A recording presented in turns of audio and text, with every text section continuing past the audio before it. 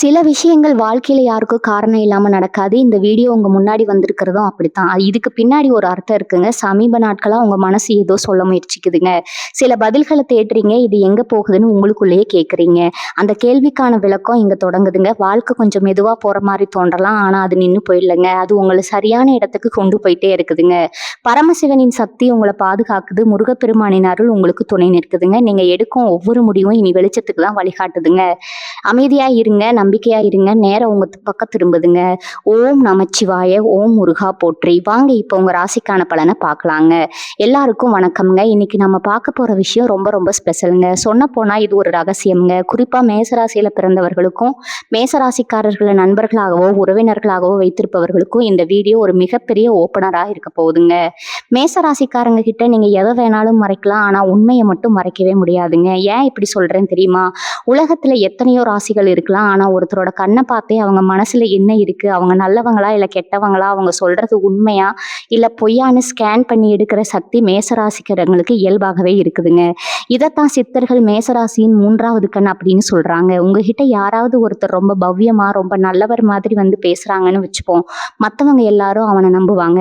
ஆனா ஒரு மேசராசிக்காரர் மட்டும் அவனை சந்தேகப்படுவாருங்க. ஏன்னா அவன் பேசும்போதே இவங்க மனசுக்குள்ள ஒரு சின்ன குரல் கேட்கும். இவன் ஏதோ தப்பு பண்றான், இவன் சொல்றதுல ஏதோ இடிக்குது அப்படின்னு. கடைசியில பார்த்தா அந்த நபர் பெரிய மோசடிக்காரனா இருப்பான்.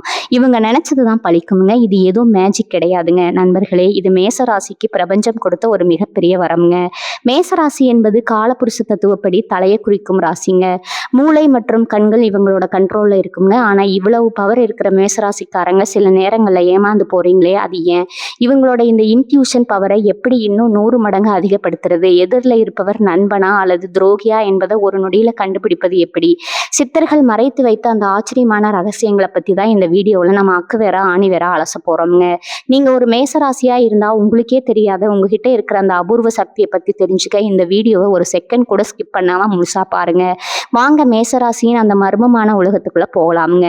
மேசராசியின் குணாதிசயம் மற்றும் அந்த ரகசிய ஸ்கேனிங் பவர். சரி, இப்ப நம்ம மேசராசிக்காரங்களோட அந்த ஸ்கேனிங் பவர் எப்படி வேலை செய்யுதுன்னு கொஞ்சம் ஆழமா பார்க்கலாமுங்க. ஜோதிட சாஸ்திரத்துல 12 ராசிகள் இருந்தாலும் ஏன் மேசத்துக்கு மட்டும் இந்த மூன்றாவது கண் அதிகாரம் இருக்கு? மேசம் நெருப்பு தத்துவம். பஞ்சபூதங்கள்ல மேசம் ஒரு நெருப்பு ராசிங்க. நெருப்போட குணம் என்ன தெரியுமா? இருட்ட போக்குறது மட்டும் கிடையாதுங்க, எரிக்கிறதுங்க. ஒரு நெருப்புக்கு முன்னாடி நீங்க எதை வச்சாலும் அது என்ன பொருள்னு அந்த நெருப்புக்கு தெரியுங்க. அதே போலதான் மேசராசிக்காரங்களுக்கு அவங்க முன்னாடி ஒருத்தர் வந்து நின்னா அவரோட மனசுல இருக்கிற இருட்டு, அதாவது கெட்ட எண்ணங்களை இவங்க நெருப்பு போன்ற பார்வை எரிச்சு வெளியே கொண்டு வந்துடுங்க. அதனாலதான் இவங்க கிட்ட யாராவது வேஷம் போட்டா அது 5 நிமிஷத்துக்கு மேல நிக்காது. செவ்வாயின் ஆதிக்கம். மேசராசிக்கு அதிபதி செவ்வாய் பகவானுங்க. செவ்வாய்னாலே என்ன? ஒரு போர் வீரன், ஒரு தளபதி. ஒரு தளபதிக்கு இருக்கிற முதல் தகுதியே என்னன்னா எதிரி யாரு நண்பன் யாருன்னு கண்டுபிடிக்கிறதாங்க. ஒரு போர்க்களத்துல எதிரி மாறு வேஷத்துல வந்தாலும் தளபதி கண்டுபிடிச்சுவார்ல. அதே சர்வைவல்ல இன்ஸ்டிடியூஷன்ல மேசராசிக்காரர்களுக்கு பிறக்கும் போதே அவங்க டிஎன்ஏவிலேயே இருக்குங்க. இவங்க கிட்ட பேசுறவங்க ஒரு வார்த்தை தப்பா சொன்னாலோ அல்லது அவங்க குரல்ல ஒரு நடுக்கம் இருந்தாலோ இவங்க உள்மனசு டேஞ்சர் அப்படின்னு சிக்னல் கொடுக்குமுங்க. குழந்தையும் கூர்மையான அறிவும். நிறைய பேர் மேசராசிக்காரங்களை பார்த்து இவங்க ரொம்ப வெள்ள உள்ளம் கொண்டவங்க, இவங்க கிட்ட எதை சொன்னாலும் நம்பிடுவாங்கன்னு தப்பா கணக்கு போடுறாங்க. உண்மை என்னன்னா இவங்க உண்மையிலேயே குழந்தை மனசு உள்ளவங்க தாங்க. ஆனா ஒரு குழந்தை எப்படி தன் அம்மாவை தவிர வேற யாராவது தூக்க வந்தா அழுது கண்டுபிடிச்சிடுமோ, அதே மாதிரி இவங்க ஒய்ஃப் சரியில்லாத ஒருத்தருக்கு வந்தா இவங்க மனசு உடனே அவங்கள தள்ளி வச்சிடுங்க. மைக்ரோ எக்ஸ்பிரஷன் வாய்ஸ் தெரியாமலேயே இவங்க ஒரு சைக்காலஜிஸ்ட் மாதிரி செயல்படுவாங்க. இவங்க கிட்ட பேசும்போது ஒருத்தர் கண்ணை சிமிட்டுற விதம், கைகளை தேய்க்கிறது அல்லது வழக்கத்துக்கு மாற அதிகமா புகழ்றது, இதையெல்லாம் இவங்க மூளை ஒரு ஹை ஸ்பீடு கேமரா மாதிரி ரெக்கார்ட் பண்ணுங்க. நீங்க பேசி முடிச்சுட்டு போனதுக்கு அப்புறம் இவங்க யோசிப்பாங்க, அவன் ஏதோ தப்பு பண்றான், அவனோட பாடி லாங்குவேஜ் சரியில்லையே அப்படின்னு. அந்த ஆக்ஞ சக்கரம் நம்ம உடம்புல இருக்கிற 7 சக்கரங்கள்ல நெற்றி புற்றுல இருக்கிறதா ஆக்ஞ சக்கரம்ங்க. மேசராசி தலையை குறிக்கிறதுனால இவங்களுக்கு அந்த பகுதியில ரத்த ஓட்டமும் நரம்பு தூண்டுதலும் மற்றவங்களை விட வேகமா இருக்குமுங்க. இதனாலதான் இவங்களுக்கு அந்த ஃபீலிங், அதாவது உள்ளுணர்வு ஒரு மின்னல் வேகத்துல வேலை செய்யுதுங்க. நண்பர்களே, நீங்க ஒரு மேசராசியா இருந்தா யோசிச்சு பாருங்க.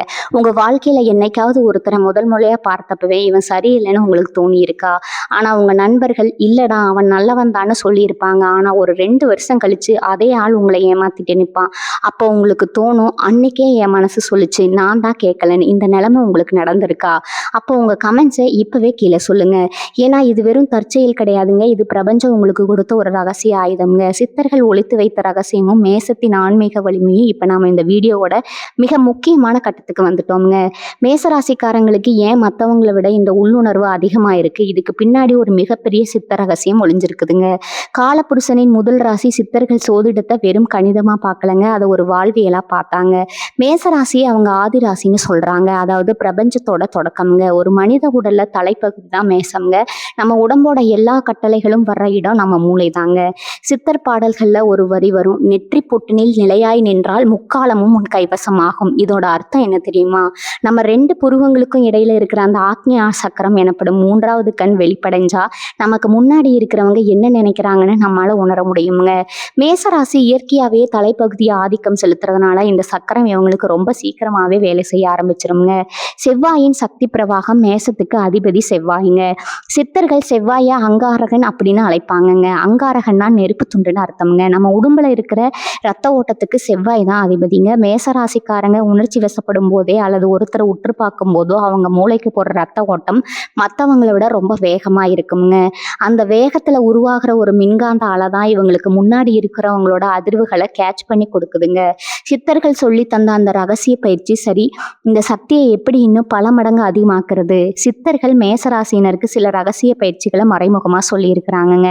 அதுல ஒண்ணுதான் திரடகா தியானம்ங்க. அதாவது ஒரு அமைதியான இடத்துல உட்கார்ந்து ஒரு நெய் விளக்கையோ அல்லது ஒரு புள்ளியையோ இமைக்காம உற்று பார்க்குற பயிற்சிங்க. மேசராசிக்காரங்க இதை தொடர்ந்து செஞ்சா அவங்க கண்கள்ல ஒரு காந்த சக்தி உருவாகுங்க. நீங்க ஒருத்தரை நேருக்கு நேர் பார்த்தீங்கன்னா அவர் எவ்வளவு பெரிய பொய்ய சொல்லணும்னு நினைச்சாலும் உங்க முன்னாடி அவர் வார்த்தைகள் தடுமாறுங்க. அவரோட மனசாட்சியே உங்க கண்கள் அப்படியே படம் பிடிச்சு காட்டிடுங்க. மௌனம் தரும் மகாசக்தி. சித்தர்கள் சொல்ற இன்னொரு விஷயம், பேசாம இருப்பதே பெருமைங்க. மேசராசிக்காரங்க பொதுவா ரொம்ப வேகமா பேசுவாங்க, கோவப்படுவாங்க. ஆனா ஒரு மேசராசிக்காரர் எப்போ அமைதியா மௌனமா ஒருத்தர் வேடிக்கை பார்க்க ஆரம்பிக்கிறாரோ அப்பதான் அவரோட தேர்ட் ஆய் முழுசா வேலை செய்ய ஆரம்பிக்குங்க. நீங்க ஒரு மேசராசியா இருந்தா இதை கவனிச்சிருக்கீங்களா? நீங்க அமைதியா இருக்கிற நேரத்துலதான் உங்க மனசுக்குள்ள பல உண்மைகள் பளிச்சுன்னு தோணுங்க. இன்னைக்கு இந்த விஷயம் நடக்க போகுது அல்லது இவன் நம்ம கிட்ட ஏதோ மறைக்கிறான்னு தோணும், அது அப்படியே நடக்குங்க. அதுதான் சித்தர் ஞானம் உங்களுக்குள்ள வேலை செய்த தருணம்ங்க. ஏன் இவங்க ஒரு ஹியூமன் லைட் ரெடக்டர்? சித்தர் போகர் தன் நூல்கள்ல ஒரு விஷயத்தை குறிப்பிடாருங்க. அக்னி ராசியில பிறந்தவனுக்கு ஆகாயம் வசப்படுங்க. அதாவது நெருப்பு ராசியான மேசத்துல பிறந்தவங்களுக்கு ஆகாயத்துல இருக்கிற அந்த சூட்சமமான அதிர்வுகள் புரியுமுங்க. ஒருத்தர் பொய் சொல்லும்போது அவரோட குரல்லையும் மூச்சு காற்றுலையும் ஒரு மாற்றம் நடக்குங்க. சாதாரண மனுஷங்களுக்கு அது தெரியாதுங்க. ஆனா மேசராசிக்காரங்க அந்த அதிர்வை உடனே பிடிச்சிடுவாங்க. அதனாலதான் இவங்களை நடமாடும் பொய் கண்டறியும் கருவி அப்படின்னு நாம சொல்றோம்ங்க. நண்பர்களே, இதுவரைக்கும் உங்க மனசு சொன்ன ஒரு விஷயத்த நீங்க நம்பாம விட்டுட்டு அப்புறம் அது நிஜமாவே நடந்து வருத்தப்பட்டிருக்கீங்களா? அன்னைக்கே என் மனசு சொல்லுச்சுன்னு நீங்க நினைச்ச அந்த நிமிஷம் எது? அதை இப்பவே கமெண்ட்ல சொல்லுங்க. அடுத்த பகுதியில ஒருத்தர் உங்களை ஏமாத்த வராருன்னா அவரை மேசராசிக்காரங்க எப்படி 5 ஸ்டெப்ல கண்டுபிடிக்கலாம் அப்படிங்கிற பிராக்டிக்கல் விஷயங்களை பத்தி பார்க்க போறோம்ங்க. வீடியோவோட முக்கியமான பகுதி இனிமே தான் வரப்போகுதுங்க. ஏமாற்றும் மனிதர்களை கண்டறிய மேசராசினருக்கான 5 ரகசிய வழிகளுங்க. நண்பர்களே, இதுவரை நம்ம மேசராசியின் ஆன்மீக வலிமையை பத்தி பார்த்தோம்ங்க. இப்போது அன்றாட வாழ்க்கையில ஒரு நபர் உங்களை ஏமாற்ற வருகிறாருன்னா உங்களுடைய அறிவு அவரை எப்படி 5 வழிகள்ல எடை போடும் என்பதை பற்றி பிரிவா பார்க்க போறோம்ங்க. இதை நீங்க கூர்ந்து கவனித்தா இனி உங்க வாழ்க்கையில யாராலும் சூழ்ச்சி செய்ய முடியாதுங்க. வழி 1 பார்த்தீங்கன்னா, கண்களின் ஊடுருவல் நேர்கொண்ட பார்வைங்க. மேசராசிக்காரர்களின் மிகப்பெரிய வலிமையே அவர்களின் நேர்கொண்ட பார்வைதாங்க. நீங்க ஒருவிடம் பேசும்போது அவரின் கண்களை நேரடியா பார்த்து பேசுவீங்க. அப்போது எதிரில் இருப்பவர் உண்மையிலேயே நேர்மையானவரா இருந்தா அவரும் உங்க கண்களை பார்த்து தயக்கம் இல்லாம பேசுவாங்கங்க. ஆனா அவர் மனதுல ஏதோ கள்ளத்தனம் இருக்கிறதுனா அவர் உங்கள் கண்களை பார்க்க ஆஞ்சிடுவாருங்க. அடிக்கடி தரைய பார்ப்பாரு அல்லது திசை மாறி பார்ப்பாரு. மேசராசிக்காரங்க அந்த ஞானக்கண் இதை ஒரு நொடியில பிடிச்சிடுங்க. ஏன் இவன் கண்களை பார்த்து பேச தயங்குறான்னு உங்க உள்மனம் கேட்கும் கேள்விதாங்க. முதல் எச்சரிக்கை, மணி வலி. 2 தேவையற்ற விளக்கம்ங்க மற்றும் வார்த்தை சிதறல்கள்ங்க. பொதுவா மேசராசிக்காரர்கள் எதையும் சுற்றி வளைத்து பேச தெரியாதவர்கள். நேரடியா விஷயத்திற்கு வந்துடுவாங்க. ஆனா உங்களை ஏமாற்ற நினைப்பவர்கள் ஒரு செய்தியை சொல்லும் போது மிக அதிகமான விளக்கங்களை கொடுப்பாங்கங்க. நீங்க ஒரு சிறிய கேள்வியை தான் கேட்பீங்க, ஆனா அவர்கள் அதற்கு 10 நிமிட கதையை சொல்லுவாங்க. ஏனெனில் அவர்கள் ஒரு பொய்யை உண்மையாக்க போராடுறாங்க. அந்த அளவுக்கு தேவைக்கு அதிகமான விளக்கங்களை கொடுக்கும் போதே உங்கள் அறிவுல ஒரு தலக்கம் பிறக்குங்க. இவன் ஏதோ கதையை தயார் செய்து பேசுறான்னு உங்க ஆராயும் திறன் அங்க வேலை தொடங்குங்க. மூன்றாவது விஷயம் பார்த்தீங்கன்னா, எதிர்பாராத வினாக்கள்ல அதிரடிங்க. இது மேசராசிக்காரங்களுக்கு தெரியாம அவர்கள் செய்யும் ஒரு தந்திரம்ங்க. யாராவது உங்களிடம் ஒரு பொய்யான தகவலை சொல்றாருன்னா, நீங்க சட்டுன்னு ஒரு சம்மந்தம் இல்லாத ஆனா மிக நேரடியான கேள்வியை கேட்பீங்க. உதாரணத்துக்கு, "அண்ணங்க அந்த இடத்துல நீ இருந்தாயா?" அப்படின்னு திடீர்னு கேட்பீங்க. அந்த எதிர்பாராத கேள்வியால அவர்கள் முகம் ஒரு நொடி மாறும் பாருங்க. அந்த சிறுமுக பாவனையை பிடிப்பதுல நீங்க வல்லவங்க. அந்த ஒரு நொடி தடுமாற்றமே போதுங்க, மேசராசிக்கு அவர் துரோகியா இல்லையா என்பதை உறுதி செய்ய வழிங்க. நான்காவது பார்த்தீங்கன்னா, மன அதிர்வுகள், சூழ்நிலை உணர்வு. நாம் எல்லாருமே ஒரு விதமான மன அதிர்வலையில தான் இருக்கிறோம்ங்க. மேசராசி நெருப்பு தத்துவம் என்பதால உங்க ஆற்றல் நிலை மிகவும் உயர்வா இருக்குமுங்க. உங்க முன் வந்து நிற்பவர் ஒரு தீய எண்ணத்துடன் வருகிறார்னா, உங்களின் அந்த நற்பண்பு மிக்க ஆற்றலுக்கும் அவரின் தீய ஆற்றலுக்கும் ஒரு மோதல் நடக்குமுங்க. அப்போது உங்களுக்கு ஒரு விதமான மன அமைதியின்மை ஏற்படுங்க. ஏன்னே தெரியல, இவர் இருக்கும்போது எனக்கு ஒரு சங்கடம் ஏற்படுது, அல்லது இவருடன் பேசவே பிடிக்கவில்லைன்னு நீங்க நினைக்கிறீங்க. அது உங்க ஞானக்கண் கொடுக்கும் சிவப்பு சமிக்கை. தயவு செஞ்சு அதை அலட்சியப்படுத்துறாதீங்க.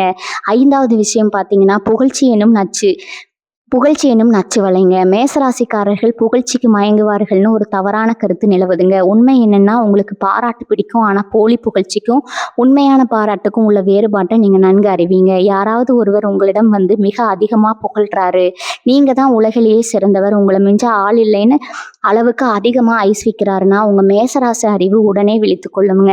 இவன் ஏதோ ஒரு லாபத்திற்காக தான் இப்படி பேசுறான் அப்படின்னு உங்க மனதுல ஒரு சிறு பொறி தட்டுங்க. அந்த பொறி தான் உண்மையை வெளிச்சம் போட்டு காட்டுங்க. நண்பர்களே, இந்த 5 விஷயங்கள்ல ஏதேனும் ஒண்ணு உங்க வாழ்க்கையில நடந்திருந்தாலும் நீங்க தப்பித்து விட்டீர்கள்னு என்று பொருளுங்க. ஆனா பல நேரங்கள்ல நாம என்ன பண்றோம், நம்ம மனசாட்சி சொல்றத கேட்காம அந்த நபர் மீது நம்ம வைத்திருக்கும் பாசத்தினால ஏமாந்து போறோமுங்க. மேசராசிக்காரர்கள் ஏமாறுவது அவர்களின் அறிவால் கிடையாதுங்க, அவர்களின் அதீத அன்பினால் மட்டும்தாங்க. நீங்க எப்போது உங்கள் அன்பை சற்று ஓரம் வைத்துட்டு உங்கள் புத்தியை பயன்படுத்துகிறீர்களோ, அன்றைக்கு உங்களால யாராலும் வெல்ல முடியாதுங்க. ஆனா இவ்வளவு ஆற்றல் கொண்ட மேசராசிக்காரர்கள் ஒரு குறிப்பிட்ட விஷயத்துல மட்டும் மிக மென்மையானவர்கள். அந்த தவறை மட்டும் செய்தான்னா அவர்களின் ஞானக்கண் சுத்தமா வேலை செய்யாம போயிடுங்க. அது என்ன தவறு, அதை எப்படி சரி செய்வது, அதை பற்றி காணொளியின் இறுதி பகுதியில பார்க்கலாமுங்க. தவறாம இணைந்திருங்க. மேசராசியின் பலவீனங்களும் அந்த சக்தியை பாதுகாக்கும் வழிமுறைகளும். நண்பர்களே, இதுவரை நம்ம மேசராசியின் அளப்பரிய ஆற்றலை பத்தி விரிவா பார்த்தோம்ங்க. இப்போது ஒரு மிக முக்கியமான கேள்வியை நம்ம ஆராயணுங்க. இவ்வளவு பெரிய ஞானக்கண் இருந்தும் மேசராசிக்காரர்கள் ஏன் சில நேரங்கள்ல ஏமாந்து போறாங்க? அவர்களின் அந்த அபூர்வ சக்தி எப்போது வேலை செய்யாம போகுது? இதற்கு பின்னால சில உளவியல் மற்றும் ஆன்மீக காரணங்கள் ஒளிந்திருக்குதுங்க. இதை நீங்க சரியா புரிந்து கொண்டா உங்க சக்தியை எப்போதும் மங்காம பார்த்துக்கொள்ள முடியுங்க. கோபம் எனும் கரும்புகை. மேசராசி என்பது நெருப்பு தத்துவம் கொண்டதுன்னு பார்த்தோம்ங்க. நெருப்பு வெளிச்சம் கொடுக்கும், அதே சமயம் அது புகையையும் உண்டாக்குமுங்க. உங்களுக்கு கடுமையான கோபம் வரும்போது உங்கள் அறிவு தெளிவு மறைக்கப்பட்டு ஒரு விதமான கரும்புகை உங்கள் மனதை சூழ்ந்து கொள்ளுதுங்க. அந்த சமயத்துல உங்க மூளைக்கு செல்லும் ரத்த ஓட்டம் ஒரு வித பதற்றத்தை உண்டாக்குதுங்க. அந்த பதற்றத்துல உங்க ஞானக்கண் தற்காலிகமா தன் பார்வையை இழக்குதுங்க. கோபத்துல நீங்க எடுக்கும் எந்த ஒரு முடிவும் உங்க உள்மனதின் குரலை செவிமடுக்க விடாம தடுத்துடுங்க. சுருக்கமா சொன்னா, உங்க கோபம் உங்களின் மிகப்பெரிய எதிரிக்கு கதவை திறந்து விட்டு விடுதுங்க. பாசம்னு அழகான திரை மேசராசிக்காரர்கள் வெளியில பார்க்க முரட்டுத்தனமானவர்களா தெரிஞ்சாலும் உள்ளுக்குள்ள அவர்கள் ஒரு பச்சிலம் குழந்தையை போன்ற மென்மையான இதயம் கொண்டவங்க. குறிப்பா தங்களுக்கு நெருக்கமானவர்கள், நண்பர்கள் அல்லது ரத்த உறவுகள்னு வரும்போது உங்க தர்க்க அறிவை முழுமையா ஓரம் வச்சிடுவீங்க. உங்க உள்ளுணர்வு இந்த நபர் செய்வது தவறுன்னு உங்களுக்கு எச்சரிக்கை மணி அடித்து கொண்டே இருக்குங்க. ஆனா உங்க மனம் அவர் அப்படி செய்ய மாட்டாரு, அவர் மீது நான் இவ்வளவு அன்பு வச்சிருக்கிறேன், அவர் என்னை ஏமாத்த மாட்டார்னு உங்களுக்கு நீங்களே சமாதானம் சொல்லிக் கொள்வீங்க. இந்த பாசம் எனும் திறதான் உங்கள் உண்மையான பார்வையை மறைத்து உங்களை ஏமாற்றத்துல தள்ளிவிடுதுங்க.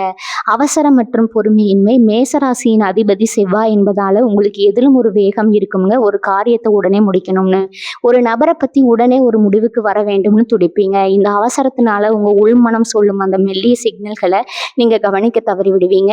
ஒரு நுணுக்கமான விஷயத்த ஆராய பொறுமை தேவைங்க. அந்த பொறுமை குறையும் போது உங்க ஆராயும் திறன் மழுங்கி போயிடுதுங்க. இந்த மகா சக்தியை பாதுகாத்து வளர்ப்பது எப்படி? உங்க மூன்றாவது கண் எப்போதும் கூர்மையா இருக்கணும்னா நீங்க சில வாழ்வியல் முறைகளை கடைபிடிக்கணுங்க. முதலாவதா ஒரு நாள் காத்திருப்பு முறை. உங்களுக்கு யாரையாவது பார்த்து சந்தேகம் வந்தாலோ அல்லது ஒரு முக்கியமான நபருடன் உடன்படிக்கை செய்ய போறீங்கன்னாலோ அந்த நிமிடமே முடிவெடுக்காதீங்க. ஒரு நாள் முழுமையா பொறுமையா இருங்க. அந்த ஒரு நாள் இடைவெளியில உங்க உணர்ச்சிகள் அடங்குமுங்க. அப்போது உங்கள் அடிமனதிலிருந்து ஒரு தெளிவான பதில் கிடைக்குமுங்க. அந்த பதில் ஒருபோதும் பொய் சொல்லாதுங்க. ரெண்டாவதா ஐம்புலன்கள் அடக்கும் பயிற்சிங்க. உங்கள் கண்கள் மற்றும் காதுகள் மூலமா வரும் தேவையற்ற தகவல்கள் உங்கள் உள்மனதை குழப்பலாமுங்க. எனவே தினமும் சில நிமிடங்கள் கண்களை மூடி உங்கள் புருவங்களுக்கு இடைப்பட்ட பகுதியை மட்டும் கவனித்து மூச்சு பயிற்சி செய்யுங்க. இப்படி செய்வதன் மூலமா உங்கள் ஆக்ஞான சக்கரம் தூய்மை அடையுமுங்க. மனம் அமைதியா இருக்கும்போது மட்டுமே பிரபஞ்சம் உங்களுக்கு உண்மைகளை வெளிச்சம் போட்டு காட்டுங்க.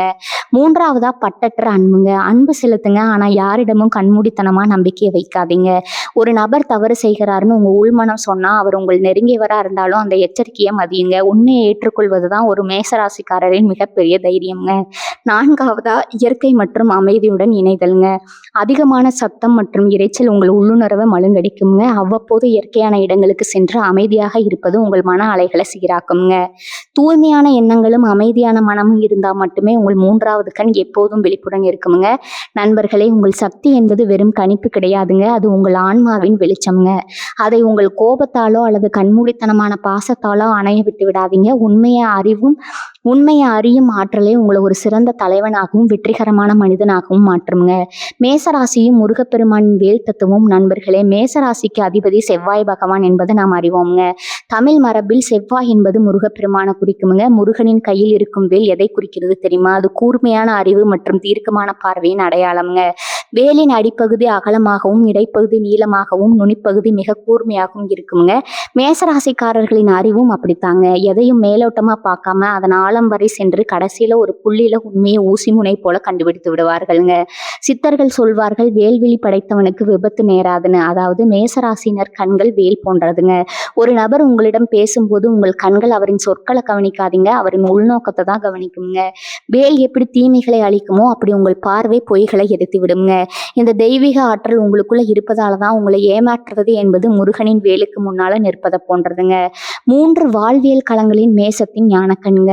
களம் 1 தொழில் அல்லது வியாபாரம்ங்க. நீங்க ஒரு தொழில் செய்கிறீங்கன்னா வச்சுக்கொள்வோம்.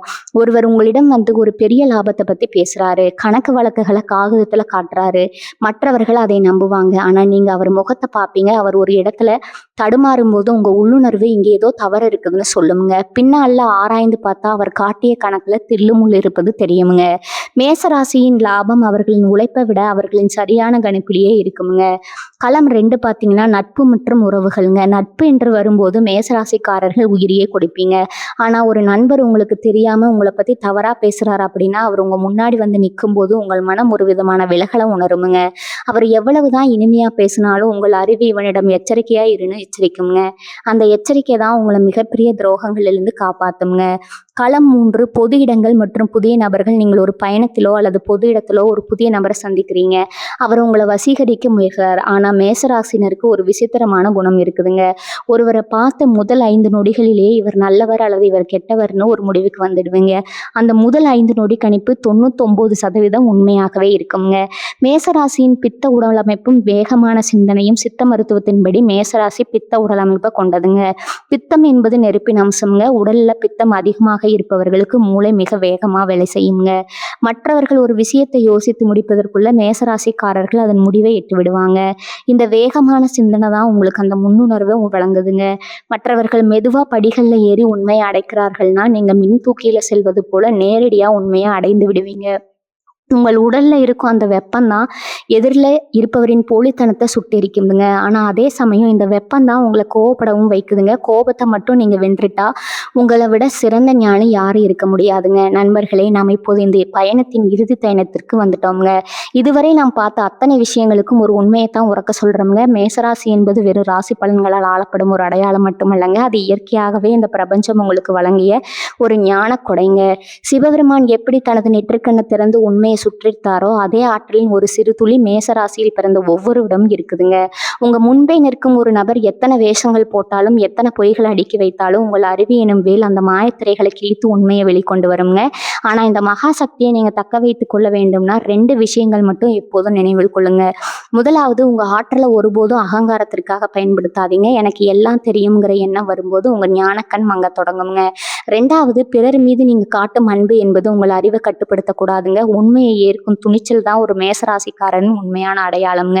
வாழ்க்கையில பல முறை நீங்க ஏமாற்றப்பட்டிருக்கலாம், துரோகங்களை சந்திச்சிருக்கலாம். ஆனா அவை ஒவ்வொன்றும் உங்கள் உள்ளுணர்வை இன்னும் கூர்மையாக வந்த பாடங்கள்ங்க. அதை மட்டும் மறந்துடாதீங்க. இனி உங்க பாதையில யாராவது தடைகளை உருவாக்கினா அல்லது உங்களை வஞ்சிக்க நினைச்சா கவலைப்படாதீங்க. உங்கள் இடது கண்ணும் வலது கண்ணும் பார்க்க தவறுவதை உங்கள் ஞானக்கண் பார்த்து உங்களுக்கு வழிகாட்டுங்க. இந்த பிரபஞ்சத்தின் ரகசியங்கள் இன்னும் ஆழமானவைங்க. ஒரு ராசியின் பின்னால இத்தனை ஆன்மீக உண்மைகள் ஒளிந்திருக்கும் போது நம்முடைய இந்த தமிழ் மண்ணின் ஆன்மீக தேடல் இன்னும் எவ்வளவு பிரம்மாண்டமா இருக்குங்கிறத சிந்திச்சு பாருங்க. இந்த காணொளி உங்கள் மனதிற்கு ஒரு தெளிவு தந்திருந்தா உங்கள் மேசராசி நண்பர்களுக்கு இதை ஒரு தகவலா பகிருங்க. உங்க ஒவ்வொருவருடைய வாழ்க்கையிலும் அந்த சிவபெருமானின் அருள் எப்போதும் நிறைந்திருக்கட்டும்ங்க.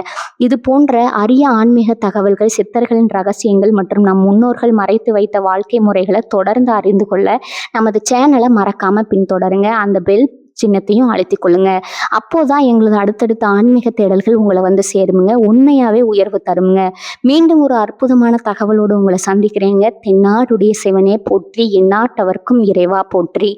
வாழ்க வளமுடன். நன்றி, வணக்கம்.